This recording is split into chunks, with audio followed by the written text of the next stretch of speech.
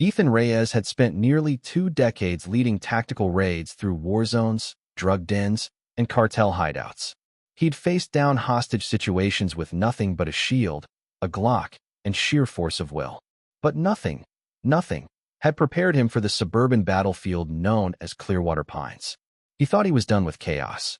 After leaving his SWAT post in Dallas, he and his wife Claire bought their dream home in the foothills of Colorado. The small town was known for its towering pine trees, crisp air, and exactly the kind of peace that former cops like him hoped to find after decades of adrenaline. Their property sat at the edge of the neighborhood, with a wraparound porch, garden beds Claire had already filled with lavender, and a backyard that sloped into the woods. It was quiet, serene. At least, until Karen Wilkins happened. Karen wasn't a stranger to Ethan. She'd introduced herself the day the moving truck arrived, clipboard in hand, teeth blindingly white, and judgment sharper than broken glass. She had this way of smiling with her lips while her eyes scanned every detail of your existence. "The HOA welcomes you," she said, in the same tone a customs officer might use to inform you your visa was denied. "We have expectations here in Clearwater Pines. I assume you'll be reviewing the handbook?" That handbook was 97 pages long, and somewhere between Permitted Porch Decor, Chapter 3, and Acceptable Dog Leash Lengths, Chapter 5, was the soul of a dictator with too much time and too little compassion. Ethan had laughed it off at first. Every neighborhood had its quirks, right? But it wasn't quirky when Karen left a printed violation notice on their door 3 days later for an unapproved mailbox handle. It wasn't funny when Claire's solar lights were flagged for emitting irregular lumens. And it definitely stopped being cute when Karen made them remove a patriotic flagpole because it violated vertical intrusion aesthetics. Still, Ethan let it go. He didn't move to Clearwater Pines to wage war. He moved here to heal. So when he and Claire decided to host a small housewarming gathering, they did everything by the book. No loud music. No alcohol visible from the street. No open flames. Claire even baked gluten-free muffins, just in case. They invited family, a few close friends, and a handful of Ethan's former colleagues, retired cops, military buddies, a detective-turned-substitute teacher. And because old habits die hard, most of them still wore their department gear. Polos with precinct logos, belt clips with old badges. Not out of defiance, just muscle memory. By 6 p.m., their backyard was alive with quiet laughter and harmless nostalgia. Someone told the infamous story of Ethan rappelling into a cartel safe house and finding a goat in a bulletproof vest. Another shared how a drug bust once led to the discovery of a bakery front. Claire strung up paper lanterns between the trees. Her cousin played soft acoustic guitar. A few neighborhood kids tossed a football on the lawn. It was calm. It was joy. It was finally home. Until Karen called 911. And this wasn't a concerned neighbor-type call. According to the transcript Ethan would later receive, she claimed there were armed men posing as officers, possibly gang-affiliated, assembling for paramilitary purposes. She used those exact words. The dispatcher, unfamiliar with the area, treated the call with the urgency it suggested. Within 7 minutes, 2 patrol cruisers, sirens blazing, tore into the quiet neighborhood. Lights bounced off the tree trunks like were flashbacks. Kids dropped their footballs. Neighbors peeked through curtains. Ethan was in the middle of grilling chicken when the first siren hit. He looked up, spatula in hand, and muttered to himself, "No way." The cruisers came to a screeching halt outside his driveway. 2 young officers jumped out, hands hovering over their holsters. "Hands where we can see them," one of them barked. For a frozen moment, the party stopped. People stiffened. One guest, a retired corrections officer, instinctively reached for his badge. A kid dropped his soda. Ethan stepped forward slowly. Calm, trained, commanding. He pulled out his wallet, flipped open his ID, and said, "Captain Ethan Reyes. Badge number 35109. This is my home. These are real officers. Some retired. Some still serving. There's no threat here." The younger cop blinked. His partner peered behind Ethan and saw Claire standing with a plate of deviled eggs. In the back, a woman in uniform was handing out lemonade. Silence settled like fog. Then someone coughed. Then Harper, one of Ethan's oldest mints from the force, raised her drink and joked, "Well, this is definitely the weirdest raid I've ever been part of." There was an awkward laugh from the cops. But Ethan wasn't laughing. Because across the street, Karen Wilkins stood with her wine glass raised like she had just defused a bomb. She gave a little nod. A nod that said, "You're welcome." A nod that made Ethan's blood boil. It wasn't the false report. It wasn't the embarrassment. It was the fact that she had endangered everyone there without ever walking across the street to ask a single question. She didn't knock, didn't message, didn't clarify. She escalated. Because that's what people like Karen did. They weaponized fear. They fed on control. And they never thought they'd be challenged. But tonight, Karen had picked the wrong house, the wrong man, the wrong neighborhood. And Ethan Reyes had just decided he was going to dismantle her empire, brick by passive-aggressive brick. Ethan didn't sleep that night. Not because of noise or stress. He'd lived through enough chaos to sleep beside gunfire, but because of something deeper.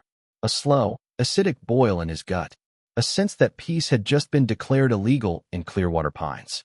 He sat on the porch with Claire beside him, both watching the street they had hoped to call home. Every so often, the porch light would flicker as bugs flew too close. Claire leaned her head on his shoulder, scrolling through the neighborhood Facebook group on her tablet. She posted already. Claire murmured, her voice soft, tinged with disbelief. Ethan didn't need to ask who. Karen's post was titled, in bold capital letters, "Suspicious military-themed gathering on Birchwood Lane." The post included a blurry photo taken through the blinds, which showed nothing more than a few silhouettes and a table of food. But the comments, dozens of them, told another story. A few neighbors praised Karen's quick response. Others asked if she had seen actual weapons. Someone commented, "Karen, are you okay?" As if she'd just prevented a home invasion. But in between the sycophants were signs of rebellion. One neighbor, named Ellis, commented, "You called 911 on a barbecue?" Another simply wrote, "You need therapy, not a title." And there, tucked between two sarcastic memes, was a comment that caught Ethan's attention. A private message request. The sender's name, Alex Benson. Ethan opened it. "Hey, I'm your neighbor. Civil rights attorney. Had my own run-in with her last year over a porch repaint. Let me know if you need help. She's dangerous when she's cornered." Ethan stared at the screen for a moment, then looked at Claire. "She's not done," he said flatly. Claire didn't argue. She simply stood up and went inside to grab her laptop. The next morning, Ethan filed a formal incident report, not against the officers who responded, but against Karen. The accusations, false report, public endangerment, and abuse of emergency services. He attached footage from Harper's phone, which captured the entire exchange with the patrol officers. He also included the Facebook screenshots and HOA communications. Then he called his former partner in the force, now a sergeant in the city's internal affairs department, and asked a favor. By noon, he had a copy of the 911 transcript. Caller reports armed impersonators assembling behind 112 Birchwood Lane. Claims of military gear, fake badges, potential drug activity. Requesting immediate response. The dispatcher's notes included the words. Caller seemed erratic. Insisted on anonymity. Mentioned HOA protocols. Ethan forwarded the document to the city attorney's office and CC'd Claire and Alex. It wasn't just a grudge anymore. It was a civil liability case. At 3 p.m., he met Alex at a local coffee shop outside the neighborhood. The man was younger than Ethan expected, early 40s, jeans and a hoodie, but his briefcase was packed with papers. "She's done this before," Alex said as he sipped his black coffee. "And not just to me." He slid a folder across the table. Inside were complaints from other residents, some official, others just notes passed between neighbors over the years. She once reported a Girl Scout troop for unauthorized commerce. Had them removed by security. Ethan raised an eyebrow. "Cookies." Alex nodded grimly. "Thin mints and treason." They both laughed, but the humor didn't last. Back home, Claire was already building a timeline, tracking Karen's HOA complaints, violation notices, and emergency calls. Ethan helped organize the evidence. It was meticulous. Dates, times, photos, names. A pattern began to emerge. Not just overreach, but a strategy of suppression. Karen didn't just enforce rules. She used them like weapons. And Ethan realized she wasn't just targeting him. She was controlling the entire neighborhood by creating an atmosphere of fear. By the next day, a few more neighbors reached out. Anonymous at first, then slowly more confident. A retired librarian said Karen once fined her for wind chimes audible beyond 12 feet. A widower said Karen tried to stop his granddaughter from playing hopscotch on the sidewalk. A mother said Karen accused her autistic son of loitering suspiciously on his own porch. Each story, on its own, sounded absurd. But together, they painted a chilling picture. Ethan compiled it all and filed a public records request. List of all emergency service calls originating from 114 Birchwood Lane, Karen Wilkins, within the last 12 months. The document that came back made Claire gasp out loud. 34 calls. 34 times Karen had used 911 as her personal panic button. Among the complaints, a garbage truck lingering too long. A suspicious man delivering packages, later confirmed to be a UPS driver. A landscaper with a leaf blower described as wielding a loud device. A house cleaner's vacuum mistaken for possible illegal equipment. One report included a line that nearly made Ethan choke on his coffee. Caller alleges garage sale is an unregulated commerce zone in violation of Community Capitalism Clause. She made that up, Claire muttered, staring at the screen. She's spiraling, Ethan replied. Or calculating. Either way, it was time to push forward. With Alex's help, they drafted a complaint not just to the city attorney, but to the Department of Neighborhood Oversight. If accepted, it could trigger a full investigation into the Clearwater Pines HOA. Ethan wasn't just going after Karen anymore. He was going after the system that allowed her to thrive. And he knew, deep in his bones, that once her grip slipped, the entire house of cards would tumble. But first, he had to survive what came next. Because Karen Wilkins wasn't going down quietly, and her next move was going to be louder than ever. 3 days after the raid that wasn't, Ethan Reyes opened his mailbox to find a letter that could have come from the desk of a minor dictator. It was printed on crisp, cream-colored stationery bearing the golden seal of Clearwater Pines HOA. The font was rigid, official, and absurdly formal, like someone had copied and pasted a cease and desist from 1923. The subject line read, Notice of HOA Code Violation, Article 6B, Unauthorized Paramilitary Gatherings. Claire read it aloud in her best fake British accent, nearly spilling her tea in the process. The letter claimed Ethan had violated neighborhood standards by hosting an event involving off-duty enforcement officers without prior board approval and cited a non-existent clause about tactical symbolism on community soil. I can't tell if she thinks we're a militia or a parade, Claire muttered. She thinks she's in charge, Ethan said quietly, folding the letter and tucking it under his case file labeled Karen, Phase 2.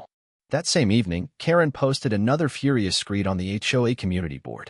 This time, she accused Ethan of glare intimidation, claiming he had stood at the edge of his driveway with intent to menace. The post ended with a declaration. I will escalate this matter to county authorities if necessary. No one is above HOA code.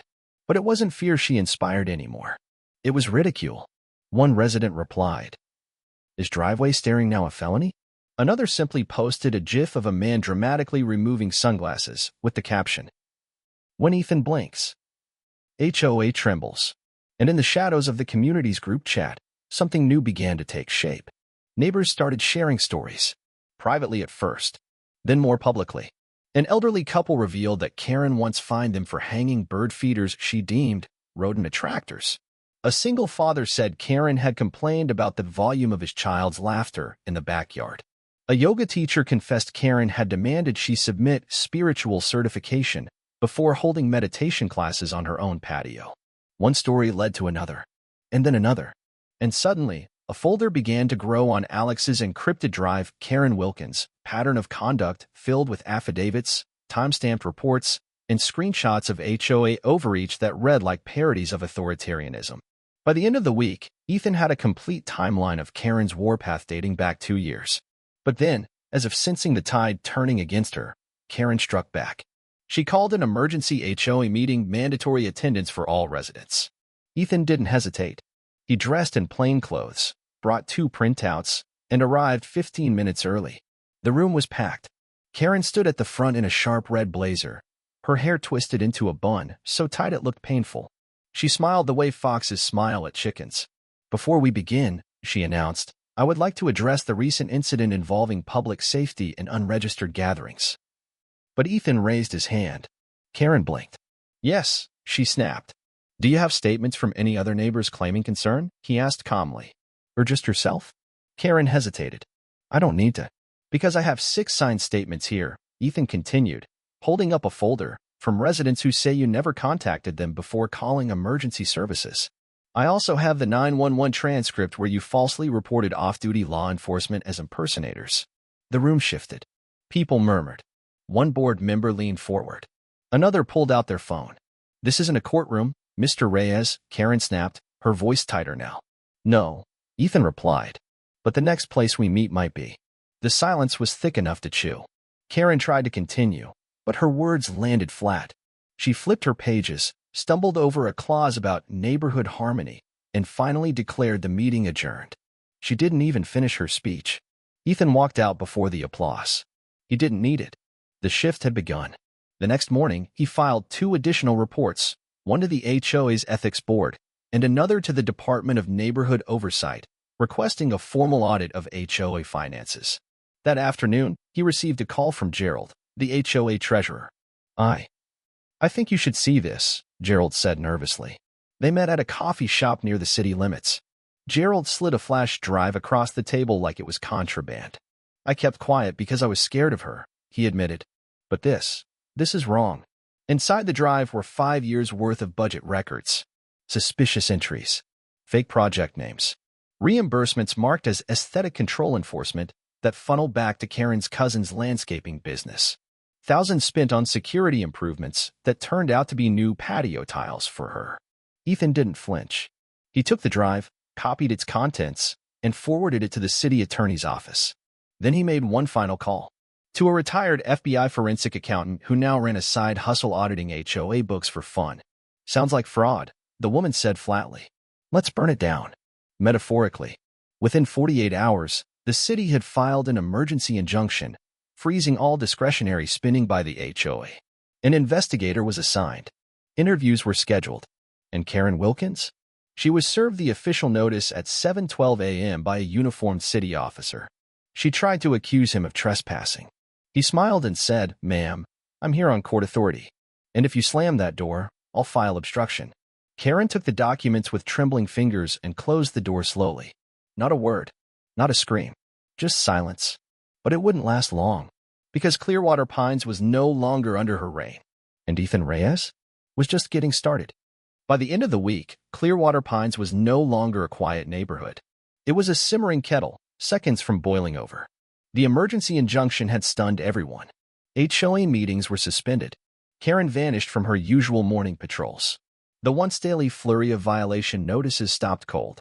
And in that unexpected silence, something strange happened. People started talking.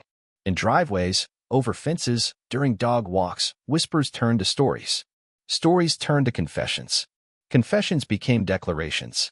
For the first time in years, neighbors were no longer afraid to say Karen Wilkins' name out loud. Ethan watched the change unfold like a slow earthquake, subtle, inevitable, and unstoppable. Claire had started keeping a running document titled Testimonies and Incidents, and it was growing by the hour. One woman emailed to say Karen once fined her for keeping her Christmas lights up until January 3rd. A father reported that Karen had issued him a warning letter after his kid's lemonade stand created a sticky sidewalk hazard. A teenage boy said Karen accused him of being in a gang because he wore red sneakers. But one message hit harder than the rest. It came from an elderly woman named Marion Holt, who lived 2 streets over. Her message read, "I don't want to cause trouble, but I need to tell someone what happened last year. My husband passed away unexpectedly. I was alone. Karen told me his death had created a visual imbalance on our front lawn because he used to tend the hedges. She fined me for overgrown shrubbery. That was 2 weeks after his funeral." Claire read the email out loud, then just stared at the screen. She didn't cry. She didn't scream. She just said, "It's time." Ethan agreed. That same day, Alex organized a neighborhood legal clinic right from the community clubhouse. He wasn't there to sue anyone yet. He simply wanted to educate. And the turnout shocked even him. Over 30 residents came, some clutching envelopes of fines, others just curious. What they found was something more powerful than any HOA rulebook: solidarity.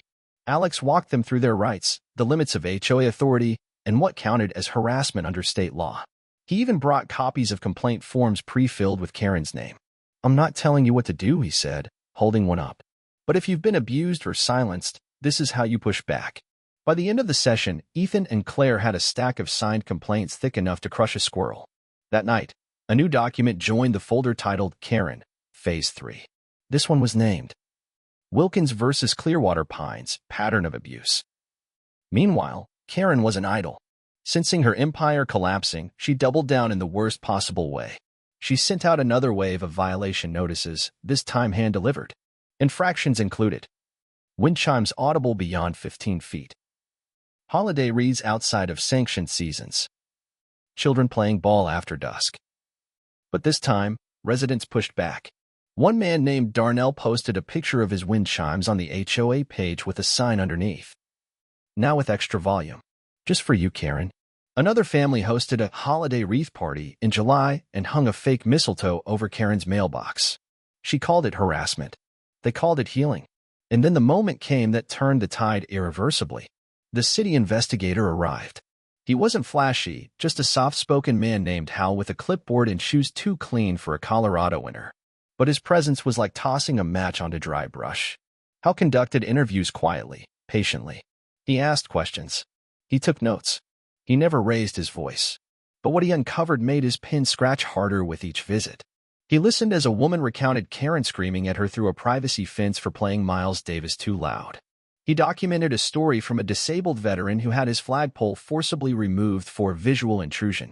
He visited the treasurer's house and verified that yes, those community safety upgrades Karen approved were, in fact, installed exclusively on her property, including motion sensor lights aimed directly at a neighbor's bedroom window. Eventually, Hal requested access to HOA financial records. Karen tried to block him. She claimed internal privacy protocols. But Gerald, the treasurer, had already flipped. He handed over 5 years of digital archives, including budgets, disbursements, and internal emails, most of which painted a picture not of a functioning board, but of a personal fiefdom. Karen had been signing reimbursement checks to herself, paying her cousin's company for unapproved landscaping, charging board fees for hours never logged, authorizing conflict mediation bonuses that were never distributed. It was blatant, documented, and actionable. Hal submitted his initial report to the city. That same day, the city attorney's office filed for a temporary freeze on all HOA accounts and assets pending further investigation. Karen was served, again, by a different officer. This time, she didn't answer the door. The next HOA meeting, which Karen had frantically scheduled as mandatory, turned into a public spectacle. She arrived 30 minutes late, clutching a binder so overstuffed it looked like it might explode. Her speech began with the words, "I have always acted in accordance with our values." But no one was listening anymore. One neighbor asked where the money for her backyard retaining wall had come from. Another asked why she called police over sidewalk chalk last summer. Karen's face cracked, her voice wavered, and then she snapped. She accused the board of conspiracy. She claimed Ethan was planting spies. She even threatened to sue the community for emotional damages. Then she stormed out, binder flapping like broken wings. And that was it. That night, a for sale sign appeared in front of Karen Wilkins' house. Not a small one. Not a discreet one. A giant white post with bold red letters. Motivated seller, price dropped. Word spread fast. Karen was leaving. The HOA scheduled a new election. Marlene, the sweet elderly woman who baked muffins and wore sweaters with embroidered cats, was named interim president. Her first act? Invite Ethan and Claire to the next board session with a plaque that read, "For outstanding service to Clearwater Pines, leadership, integrity, and the right kind of justice." Ethan declined the board position. He didn't want power. He just wanted peace. But as he and Claire walked back home under a skylit with lanterns, yes, the same ones from the housewarming, they passed neighbors who waved with real smiles. Not forced. Not polite. Just human. And for the first time since moving to Clearwater Pines, Ethan felt something he hadn't felt in years. Home. Clearwater Pines had changed. Where once there had been clipped lawns and clipped voices, now there were conversations. Smiles. Laughter that lingered longer than it used to. Even the air seemed lighter, as though a long-held breath had finally been exhaled. Ethan didn't patrol the streets. He didn't hand out citations or host rallies.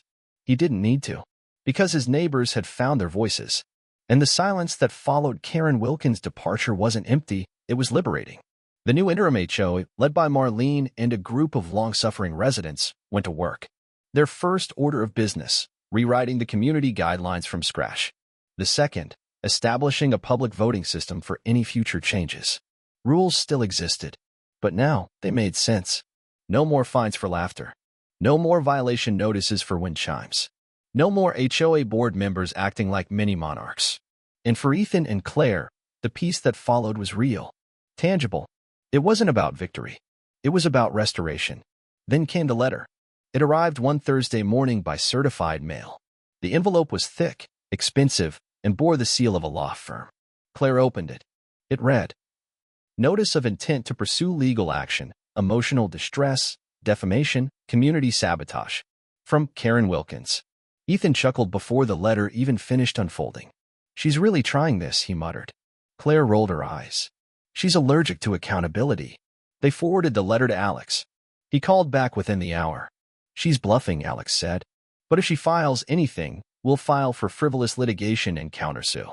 We've got the incident reports, the audit, sworn testimony, even the city's injunction. Let her try." She didn't.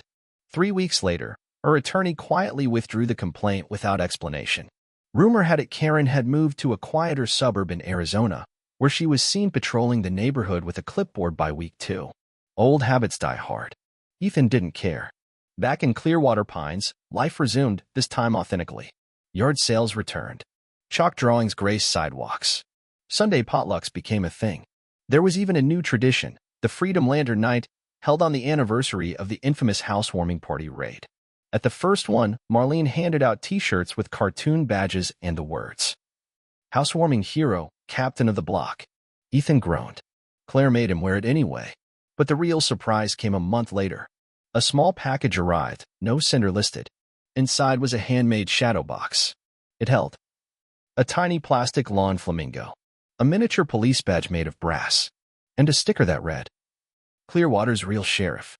No note, no explanation. But Ethan knew. It was from someone who had been there that night. Probably Harper. Maybe even Manny, his old partner who always said revenge tasted better with a side of symbolism. Ethan hung it in the garage, right next to the original HOA violation Karen had mailed about his porch light being too bright for community harmony. That paper, once a threat, was now a souvenir. A reminder of what they'd overcome. One Saturday, Claire nudged him from his recliner and said, "Come on, they're waiting for you." Ethan raised an eyebrow. "Who?" She didn't answer. When they stepped outside, the street was lined with neighbors. Balloons floated in the air. Someone was grilling again. Kids ran barefoot on the lawn. And Marlene stood at the center holding a microphone and a wooden plaque. "We thought you should have something a little more official," she said. This man didn't just stand up for himself. He stood up for all of us. The crowd cheered as she handed him the plaque. It read, "For leadership, courage, and restoring our community." Ethan didn't like speeches, but Claire handed him the mic anyway. He looked out over the street, the same one that had once been a battleground of clipped hedges and clipped spirits, and said, "I didn't do this alone. This neighborhood didn't change because of me. It changed because all of you decided to stop being afraid. You decided to stop whispering and start standing. That's what wins. Not rank, not rules, but resolve." Claire stepped up beside him and added, "And next time someone tries to bring fear into our lives, we'll remind them, we're not a collection of houses. We're a community." The cheers came louder this time. That night, as paper lanterns lit the neighborhood sky once again, Ethan and Claire sat on their porch, just like they had on that first chaotic night, watching kids ride scooters, couples chat on sidewalks, and music drift softly from someone's open window. There were no sirens, no clipboards, no fear, just home. And as Ethan sipped his lemonade, Claire leaned against his shoulder and whispered, "Still think a housewarming party was a good idea?" He smiled, eyes on the stars. "It started a revolution, didn't it?"